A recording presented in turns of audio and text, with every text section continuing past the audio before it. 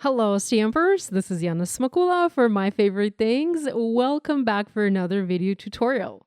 In this video, I'm creating an interactive birthday card using the My Favorite Things Little Rascal stamp set. This is the type of an interactive card where you don't need any additional supplies. You can make it using the products you already have in your stash. Now, this card features a mini card on the front of it with an additional hidden message. It is super easy to make, and it just adds a cool wow effect to your finished project.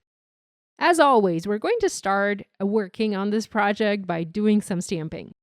I'm using the super cute Raccoon images from the Little Rascal stamp set from My Favorite Things, and I'm stamping 2 raccoons and also little grass images onto a piece of white cardstock. This is Nina Solar White 80 pounds. I'm using my Mini Misty stamping tool as usual and stamping these images in alcohol marker friendly ink as I will be doing some basic Copic coloring. And here we have our cute images stamped and ready to be colored. I particularly love to color raccoons as they're so easy to color. You basically just need a few gray markers and then maybe a pink marker to add some blush and you're done. I use the C10, C7, C5, C3, and also C1 Copic markers. So lots and lots of cool gray markers to color these rascals.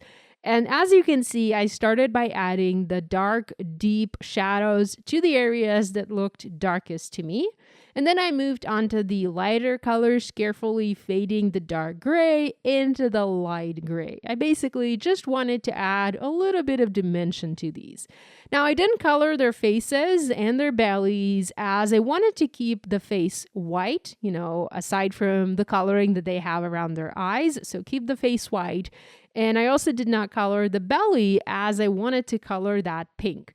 Not your typical raccoon coloring, but it's paper crafting, I can have a raccoon with a pink belly.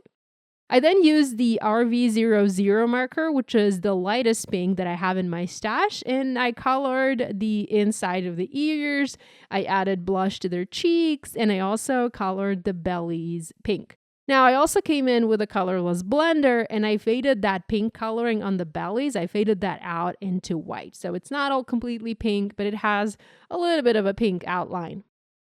As for the grass, I just used the YG17 and YG03 to turn it green. So super simple. And besides, this image is so tiny, you really don't have a lot of room to do much blending. I then used coordinating dies and cut my cuties out. Next, let's do a sentiment for this card. So I used a sheet of black cardstock. I treated it with an anti-static powder tool, and I stamped one of the sentiments from this set. And my sentiment reads, "Happy birthday, you little rascal." I stamped it in clear embossing ink. I added detail white embossing powder on top, and then I heat set it using my heat tool. I still love doing the white embossing powder on black cardstock. I love doing these type of sentiments. They just always pop and they immediately draw attention. Plus, I already have a lot of gray on my raccoons, so adding a black sentiment sort of ties it all together. I trimmed this sentiment into a smaller rectangle to later pop onto my card. Okay, moving on. Now, I wanted to add that interactive element to my card, and I decided that was very easy to do by adding a simple shape onto the front of my card, a shape that would open. So think about it as adding a mini card on the front of your regular card size. I decided I wanted to use a circle die, and I die cut a mini circle card base, so it has a little fold, and the circle shape opens up. I also die cut another circle, which is a full circle, because the circle card base is not entirely a full circle since there is a fold there that ate away part of the circle. So I have a complete full circle die cut to adhere on top of my circle card base to cover up the fold. You can have your shape open in any direction. It can open to the top, to the side, to the bottom, wherever you prefer. You can also have any other shape. It doesn't have to be a circle. It can be a star. It can be a heart. It can be a rectangle. It can be an oval. whatever you want, whatever makes sense for your card. So I opened the shape up and I taped it onto my grid mat. And I needed to do that to be able to stamp a sentiment on the inside of my card. And I needed to make sure that I would stamp it straight because it's a circle. It's kind of hard to align things on a circle when you have a fold. It's very easy to mess up. So this sentiment reads, "You are the best partner in crime," and it basically continues the sentiment from the outside of the card to the inside. And I stamped this in VersaFine Onyx Black ink, which is usually my favorite black ink for sentiment stamping. And this is what it looks like. Now I just need to adhere my full die cut circle on the front of my mini circle card base, and I'm doing that using my favorite Barely Arts glue. Next, I need to tape this element onto my grid mat once again, as I am now foam mounting the heat embossed sentiment panel. And again, I want to make sure that it is foam mounted straight onto my card, that when I open my circle, my mini circle card base, everything is straight. The sentiment on the inside and then the sentiment on the outside, they're all aligned and straight. Each element, except for the grass, is going to be foam mounted, and the grass will be adhered using glue. I just don't want to pop it up.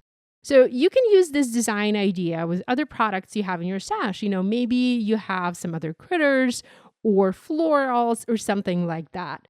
The key here, I think, is to have a two-part message, a two-part sentiment. A sentiment that you can stamp one part on the front and then have the sentiment continue on the inside of your mini card. The mini card does open very easily. There's no secret hidden mechanism, nothing for the recipient to figure out, nothing for them to pull. So they will be able to open it up very easily and see that second part of the sentiment easily. Okay, next I worked on the background for this card, and I wanted to have a raccoon background, to continue my raccoon theme. I didn't have a raccoon background stamp, so I created my own custom background using the same images, the same raccoon images, plus some other raccoon images from my stamp set.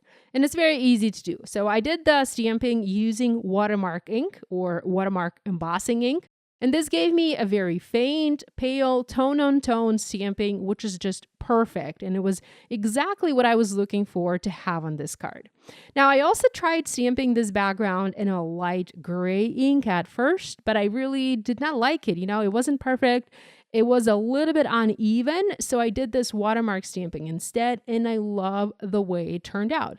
I know you can't really see much of it on camera, but it does show up nicely in real life.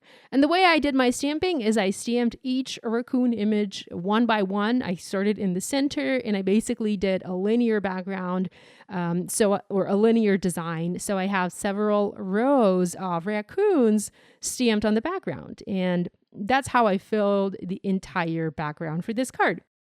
I adhered my background to an A2 card base. Now, I also die cut a circle layer of fun foam. I used a slightly smaller circle die to cut the fun foam, and I used that to pop up my mini raccoon circle card onto my A2 card base. I used a T-square ruler, again, to make sure everything was adhered straight. And finally, I finished my card by adding a few sequins, and I just scattered them diagonally on my project.